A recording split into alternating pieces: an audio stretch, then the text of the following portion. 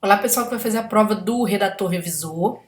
Eu vou falar sobre umas dicas que são importantes, né? Exatamente sobre o que pode acontecer na nossa prova, pensando o processo de avaliação, né? A gente, quando pega uma prova para redator revisor, existem muitas possibilidades de construção de uma discursiva em cima dessa proposta. Por exemplo, toda vez que você encontra uma prova de redator revisor, é muito comum que você tenha, por exemplo, vamos supor, em termos de compreensão textual, tá? Então vamos trabalhar aqui o âmbito deste assunto, parte mais específica de compreensão textual. Você sabe que o seu edital ele prevê que poderá haver na prova tanto textos literários quanto textos não literários. Para a parte de compreensão textual é muito comum a presença, muitas vezes, de texto literário.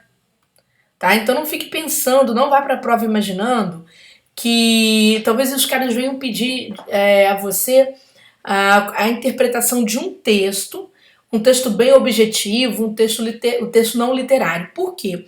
Porque, gente, quando a gente olha o edital, o nosso edital ele pede interpretação e análise crítica.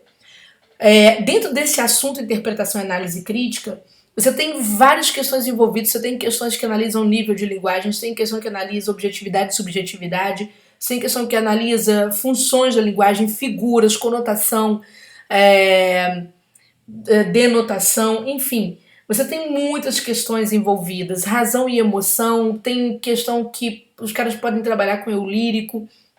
Então, o seu programa prevê isso tudo. Quando a interpretação de texto trabalha com texto literário, ela ganha um espaço maior. Eu sempre digo, uma curva maior de elementos interpretativos para serem trabalhados. Então, na parte de compreensão textual, não estranhem e não desconsiderem a possibilidade de os examinadores trazerem algum texto que possa, pelo menos, margear o texto literário. Às vezes, eles trazem uma crônica. E essa crônica ela pode tanto ter aspectos, por exemplo, de uma análise de elementos contemporâneos, e aí sim ter um ponto na dissertação argumentativa, não é? Mas podem ter também aspectos de ingresso em questões poéticas, questões mais subjetivas, que são as questões literárias. E aí você vai ter que produzir um texto para interpretar este texto. Então não estranhe você ter um trabalho de compreensão textual desta envergadura.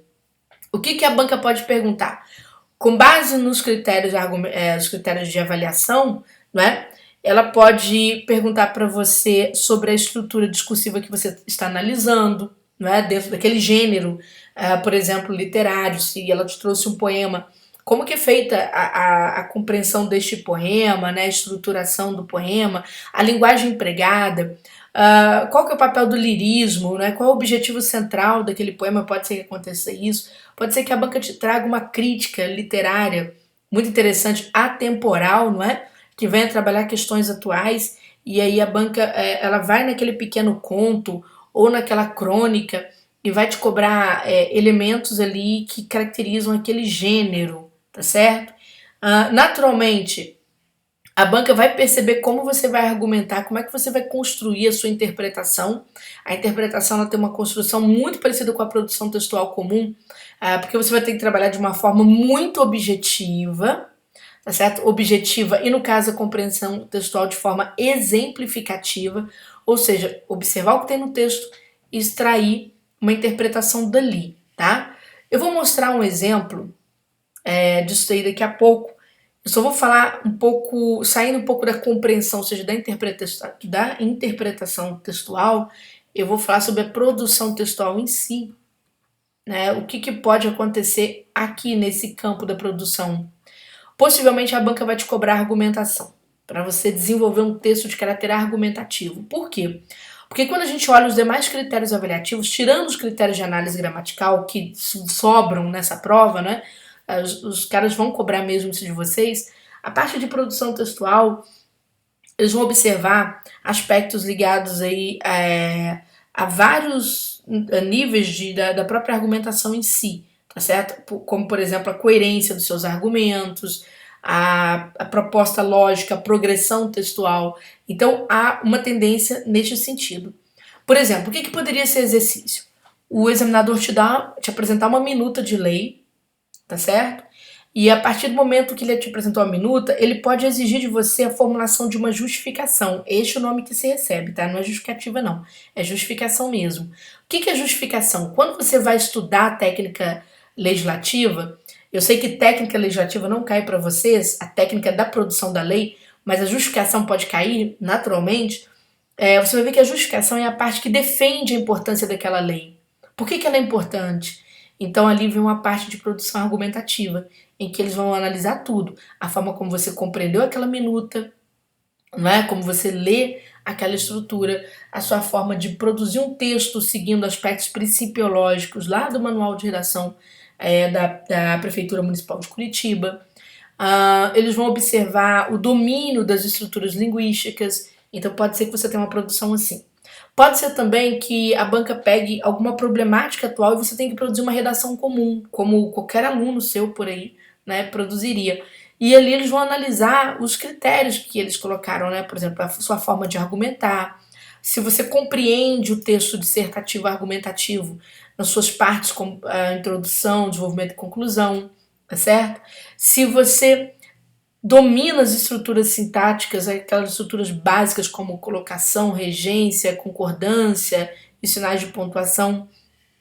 E aí vão analisar outras questões gramaticais, mas vão observar a organização global do seu texto e a coerência do seu texto. Por isso que isso me chama muita atenção para a dissertação argumentativa, para que a produção tenha um peso neste campo, tá, gente? Então fica a dica para vocês não abandonarem o texto literário por conta da interpretação de texto e não abandonarem, a produção textual por conta da argumentação, por conta da produção textual. Eu vou passar meu material aqui rapidinho, esse material pertence à minha aula 1 do curso, mas eu vou mostrar um exemplo do que poderia acontecer numa prova de compreensão do texto, tá? Um exemplo aqui bem nítido de compreensão do texto. Por exemplo, essa questão, ela apareceu numa prova que foi até de outra banca, foi do CESP, não é?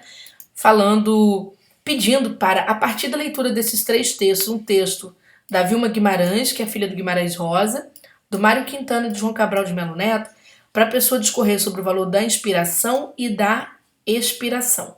E o examinador deixou muito claro que queria isso a partir da leitura dos excertos acima, certo? Então, na época em que houve este concurso, eu trouxe aqui 3 exemplos que foram digitados, né, de redação de alunos que fizeram esse concurso. Alunos que foram reprovados e aluno que foi aprovado. E a gente vai ver a diferença de um deles. Aqui eles pedem para discorrer sobre o valor da inspiração e da expiração. Eu vou ler um trechinho de cada um desses textos para você ter uma noção de produção. O primeiro diz que o trabalho consubstancia-se no esforço físico e mental com vista a determinado fim. Segundo o filósofo Benjamin Franklin, o trabalho dignifica o homem, pois é por meio deste que o ser humano toma consciência de si e de seu valor. Na prática, ao trabalhar, o homem lança a mão de artifícios, como a inspiração e a expiração, para que os objetivos laborais sejam logrados de modo a coordenar o intelecto, a imaginação e o esforço. Bom, eu já vou falar o erro deste texto. O que aconteceu? O candidato ficou muito preso aos textos, particularmente a um dos textos, o texto do Mário Quintana, que vai falar sobre que a poesia não é inspiração pura, ela é trabalho. E aí, ao se prender a este texto, o que aconteceu? Houve uma abordagem inicial muito restrita à ideia do trabalho, como o trabalho sendo a base, sendo o mote para se falar de inspiração e inspiração. Então, houve uma demora de abordagem muito grave num concurso público, e aqui jogando para o concurso de vocês, muito grave mesmo, porque um dos aspectos do manual de comunicação escrita, tá certo, da Prefeitura Municipal de Curitiba é a defesa da objetividade e da clareza como princípio de avaliação textual. Então, você vai ver que este aluno perde um aspecto principiológico, e isso é um erro grave. Não pode demorar dar resposta ao tema. Ou seja, você recebe a demanda, você tem que trabalhar em cima dela de forma bastante clara. Outra questão interessante é trazer a argumentação logo na introdução. O aluno vai lá no argumento de autoridade e nem ainda desenvolveu o tema e já joga um argumento de autoridade do nada, sem nenhum propósito.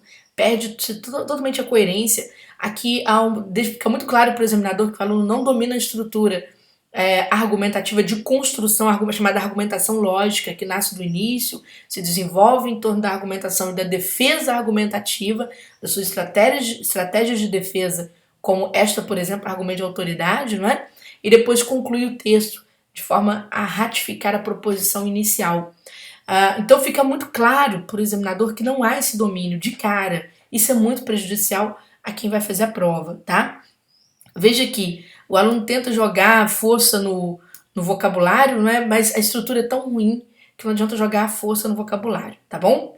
Então não adianta colocar o trabalho consubstancia-se, coadunar, não é? A gente diz assim, enfeitou o pavão, tá? Ou seja, enfeitou o pavão. Produziu um exagero sem necessidade nenhuma. Se eu pegar uma segunda introdução, vou pegar aqui, texto comentado 2, não é?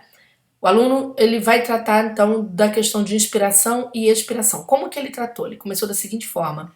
Para Guimarães Rosa, são 3 autores, tá? Então, estão ali na base. O Guimarães, o Mário Quintana e, salvo engano, o João Cabral.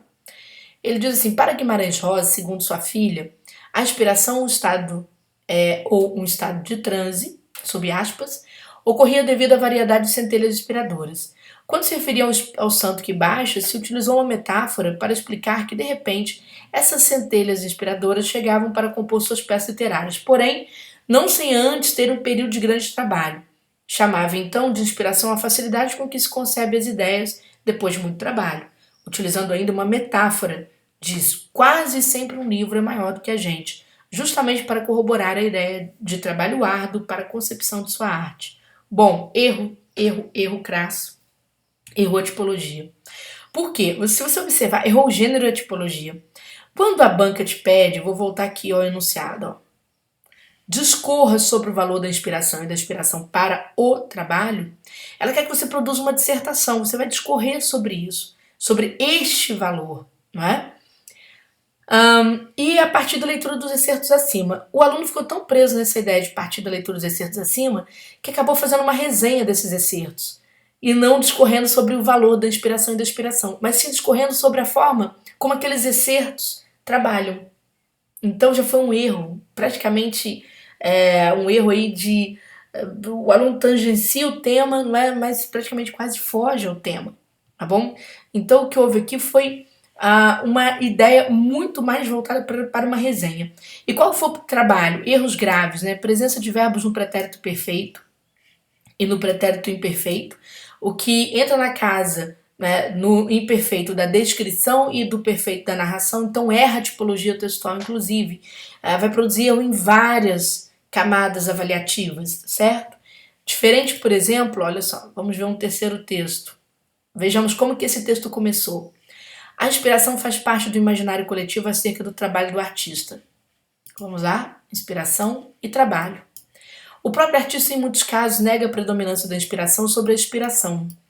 Esse é o caso de João Cabral de Melo Neto, que explicitamente apregoa: eu não acredito em inspiração, nem sou poeta inspirado. E ele vai dizer: a gênese da inspiração como condutora da arte pode estar na tradição da antiguidade clássica, do classicismo ao neoclassicismo, etc., em que os poetas abriam seus versos pedindo entidades mitológicas como as musas, inspiração para dar continuidade à produção artística. Ao contrário da inspiração proporcionada por um dom mítico, né, como prefere Guimarães Rosa, a inspiração diz respeito ao labor artístico, à construção da forma de conteúdo. Bom, gente, eu vou explicar esse texto aqui. O que acontece? Os candidatos, quando fizeram esse concurso, eles tinham um espaço curto, salvo engano, acho que 20 ou 25 linhas para trabalhar esses conceitos, inspiração e inspiração. Você vai ver que o aluno começa falando da inspiração como trabalho, não é? E ele, o que ele faz? Ele vai contextualizar o que é a inspiração enquanto trabalho. Ela faz parte do imaginário coletivo, né? E aí vai mostrar onde é que está isso. Na obra, ou seja, no comentário de João Cabral de Melo Neto. De onde ele tirou isso? Daquele excerto que estava acima. Então, ele parte dos textos, porque a banca pediu para partir, ela não usou os textos como meramente motivadores, ela pediu para partir daqueles textos. O aluno começa a dissertar, começa de forma bastante objetiva, fundamenta essa subjetividade naqueles textos. Depois vai lá na origem do que ele julga, né? Como é que A que isso está ligado? Então ele vai lá na origem literária, do que ele julga ser a origem literária disso, tá certo? Para mostrar essa questão da inspiração. De onde ela vem? Ela vem do clássico, do grego, que acreditava, por exemplo, que a inspiração era o grande motivador do trabalho poético, não é? E depois ela vai trabalhar a questão contrária à inspiração, que é a expiração, que já vai marcar um processo evolutivo na literatura, que é um processo mais moderno de compreensão do texto como construção. E ele vai pegar o quê? Naturalmente, este redator vai pegar trechos daquelas produções que corroboram isso. É claro, gente, que você fala assim, mas ele não tem uma introdução, ele deveria ter começado aqui, desta parte de baixo. Não, introdução não precisa ser um parágrafo, a introdução é o seu ponto de vista. Isso é que é introdutório, a introdução é sua tese. A partir daí, as menções que você fizer, as citações que você fizer, vão ser feitas o quê? Para corroborar a sua tese. Se elas vão começar no primeiro parágrafo, sem problema algum, deixe que corroborem sua tese. É diferente do texto anterior. No texto anterior, o que acontecia? O aluno começava do Guimarães Rosa, ou seja, ele não começa da tese dele, ele começa da tese de terceiros. Então ele não responde ao que a banca está perguntando, não é? Aqui nós temos, olha só, aqui o aluno não está falando de inspiração no texto, ele está falando de trabalho, sendo que a demanda é inspiração no trabalho, não é? Com base naqueles textos. Então ele vai falar apenas de trabalho. E ele vai falar de inspiração no finalzinho deste parágrafo. E outra, quando ele cita aqui alguma fonte, ele cita um chavão, um trabalho dignifica o homem, que é uma coisa horrível num concurso. Desculpem falar, mas é horrível. É horrível porque o resultado é ruim. Por isso, tá? Bom, gente, então, se você vai produzir um texto, preste atenção, né? Trabalhe de forma bem objetiva, já deixe claro nas primeiras linhas seu ponto de vista sobre o que é o assunto que está sendo pedido. Se a banca demandar 2 assuntos, organize seu texto em 2 partes, tá certo? Procure trabalhar de forma equilibrada, né? O tratamento que você der para uma parte, procure dar um tratamento similar e estrutural para outra. Fundamente sua argumentação. Tem muito aluno que escreve apenas com suas próprias ideias, sem fundamentar sua argumentação. É claro que a fundamentação tem muito a ver com o seu conjunto teórico, não é? A literatura ajuda muito, tá? Nesse tipo de prova, ajuda demais. Você vai ver que o dono do terceiro texto, que foi aprovado em concurso naturalmente, ele busca fundamentação exatamente na parte da literatura. Ele vai lá para a literatura para se segurar no concurso. Não tem problema algum, não importa de onde você vai tirar a sua fundamentação. O que a banca vai analisar é a competência argumentativa, tá bom? Então, gente, grande abraço para vocês. Espero que tenham gostado dessa primeira dica sobre a prova de redator.